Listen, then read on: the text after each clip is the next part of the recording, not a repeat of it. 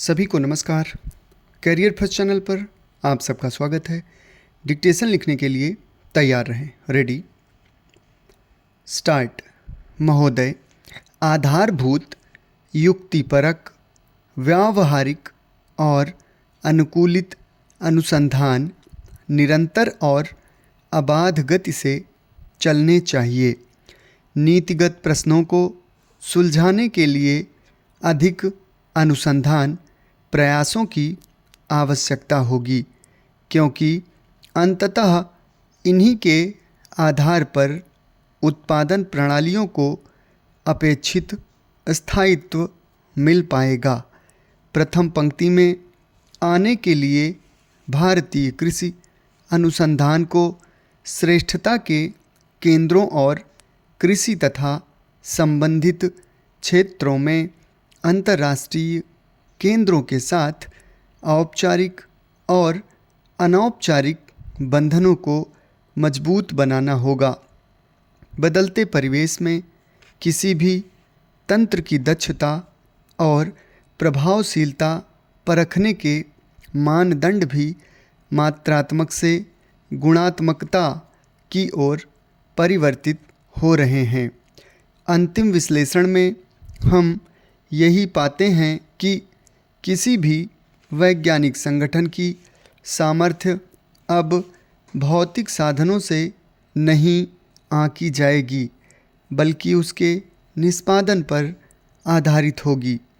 कृषि अनुसंधान में प्रभाव मूल्यांकन अभी तक अनुसंधान में किए गए निवेश और नई तकनीकों के प्रचार और अंगीकरण के आर्थिक लाभों को लेकर ही मुख्यतया आंके गए हैं। प्रभाव मूल्यांकन से यह पता चलता है कि कृषि अनुसंधान के अंतिम सुफल प्राप्त करने में आर्थिक नीतियों और प्रौद्योगिकी की परस्पर क्रिया का क्या प्रभाव पड़ा।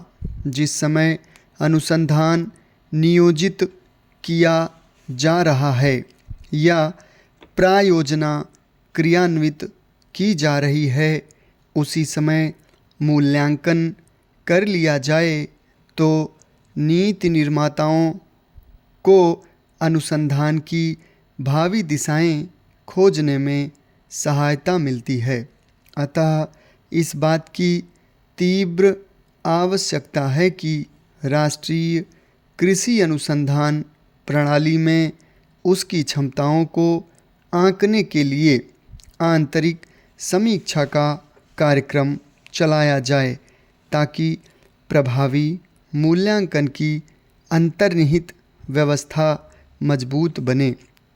इस तरह के अभ्यासों से अनुसंधान कार्यक्रमों में जरूरी है व्याप्त रिक्तियों को पहचान होगी और कार्यक्रम की कमजोरियों को दूर करके जहां जरूरी है वहां काट छांट या मजबूत बनाने का निर्णय लिया जा सकेगा।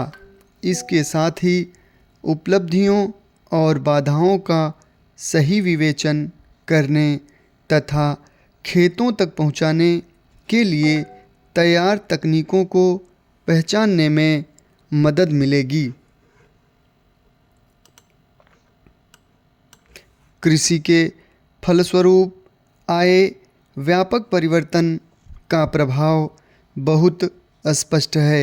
जैसे कि सन 1961 में प्रति व्यक्ति खाद्यान्न की कुल उपलब्धता 468 ग्राम थी, जो कि 55 साल बाद सन 2001 में 40% बढ़कर 2 किलो प्रति व्यक्ति प्रतिदिन हो गई। 101 करोड़ की आबादी को देखते हुए यह उपलब्धि थोड़ी नहीं है। भूख और खपत के बीच की असमता को समाप्त करना, समाज के सभी वर्गों को सामर्थ्य के अनुसार उचित दामों पर राशन उपलब्ध कराना और विविध कृषि उत्पादों और प्रशोधित उत्पादों के निर्यात में वृद्धि और आयात में कमी, अनाज और खाने के तेल के निर्यात में कमी से विदेशी मुद्रा की बचत को अलग करते हुए भी कृषि क्षेत्र से निर्यात की राशि गत वर्ष 100 अरब रुपए की सीमा को पार कर गई।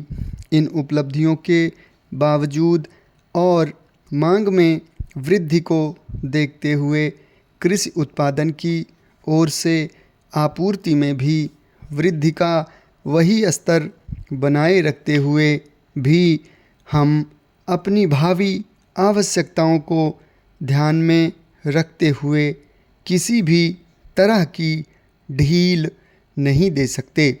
समाप्त। धन्यवाद।